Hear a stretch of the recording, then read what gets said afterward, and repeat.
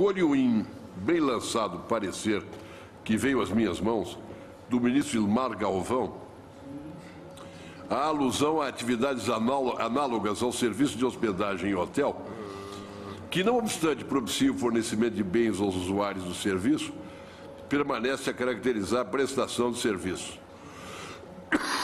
Permito-me transcrever desse parecer, muito expressivo, repito, o seguinte trecho. Desenganadamente tem a lei complementar, no caso do ISS, a função de definir essas operações mistas mediante a sua inclusão na lista de serviços, quando optar pela prevalência do aspecto serviço, em detrimento, verbo e graça, do fornecimento da mercadoria, ainda que o serviço não se constitua como atividade preponderante do prestador. Aliás, uma das principais competências que foram reservadas pela Constituição à Lei Complementar Tributária foi a de dirimir conflitos entre competências tributárias, no caso, entre a competência estadual para o ICMS e a municipal para o ISS. Tem-se assim que a lei complementar a que se refere o artigo 156, inciso 3º da Constituição, ao definir os serviços de qualquer natureza a serem tributados pelo ISS, arrola serviço por natureza. B, inclui serviços que, não exprimindo a natureza de outro tipo de atividade, passam à categoria de serviços para fim de incidência do tributo por força de lei, visto que, se assim não consideradas, restariam incólumes a qualquer tributo. E C, em caso de operações mistas, afirma a prevalência do serviço para fim de tributação pelo ISS. Da espécie A, é a maioria dos serviços relacionados pela Lei Complementar 116, de 2003, dispensando maiores considerações. Acerca das operações sob C, que são essas últimas mencionadas, aquelas das operações mistas, o artigo 1º, parágrafo 2º da Lei Complementar 116 contém regra dispondo que, ressalvadas as exceções contidas na lista, os serviços nela relacionados não ficam sujeitos a ICMS, ainda que a sua prestação envolva fornecimento de mercadoria.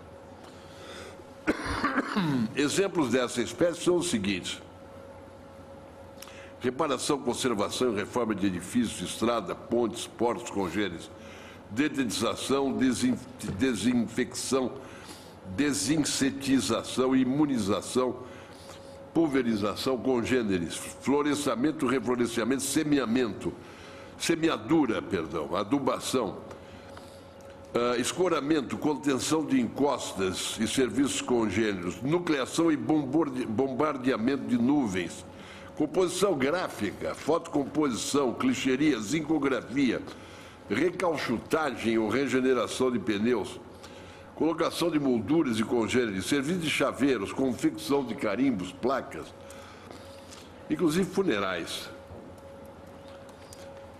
que estão mencionados no item 25. Por fim, prossegue o ministro Ilmar Galvão nesse parecer, sobre da espécie B, também não são poucos os exemplos, cabendo assinalar os seguintes. Eu lembro que a espécie B a que ele se refere é aquela que inclui serviços que, não exprimindo a natureza de outro tipo de atividade, passam à categoria de serviço para fim de incidência no tributo por força de lei, visto que, se assim não fosse, restariam incólumes a qualquer outro tributo.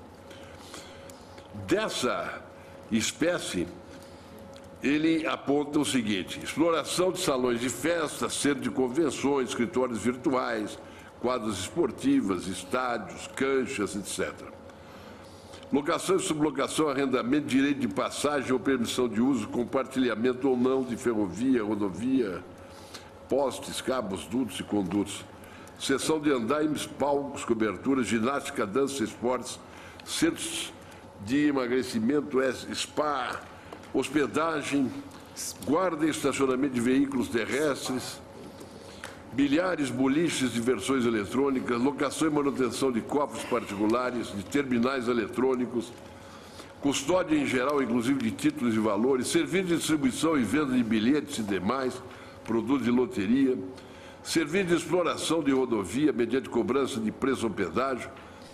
E ele conclui, como ficou dito acima, trata-se de serviços assim conceituados por força da própria lei, configurando atividades que em si mesmas não revestem essa natureza, mas que também não exprimem rigorosamente a natureza de outro tipo de atividade diferentemente tributada, de tal sorte que, sem aquela definição legal, tais atividades injustificadamente ficariam a cobro de qualquer exação fiscal.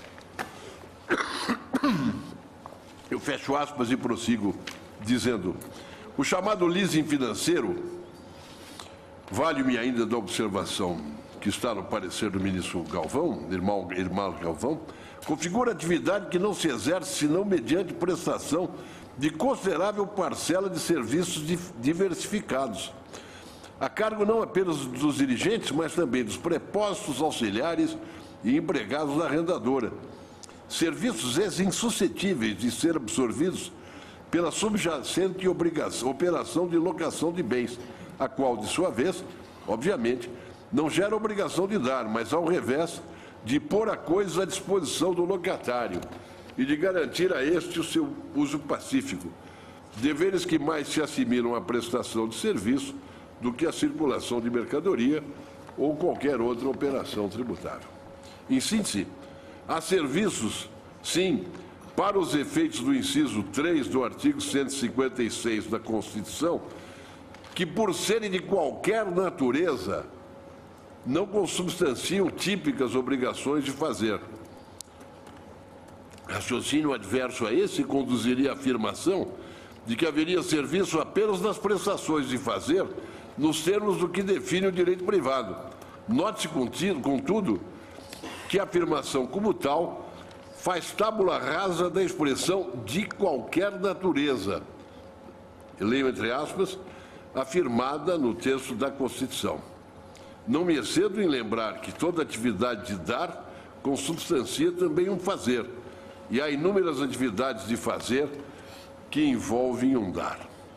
A lei complementar não define o que é serviço, apenas o declara para os fins do inciso 3 do artigo 156 da Constituição.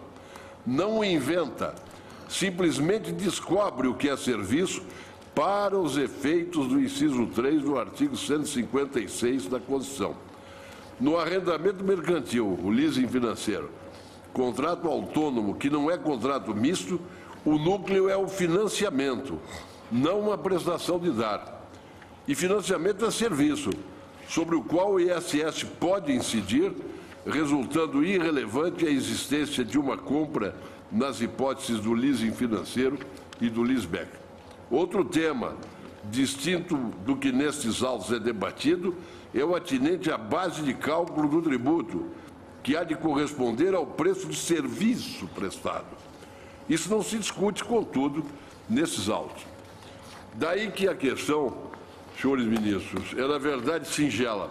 Feita a distinção entre as três modalidades de arrendamento mercantil e observado que no leasing operacional há locação, ao passo que no leasing financeiro e no chamado leaseback não há prestação de serviço, inclusive para o fim do disposto do artigo 156.3 da Constituição, eu dou provimento ao recurso extraordinário.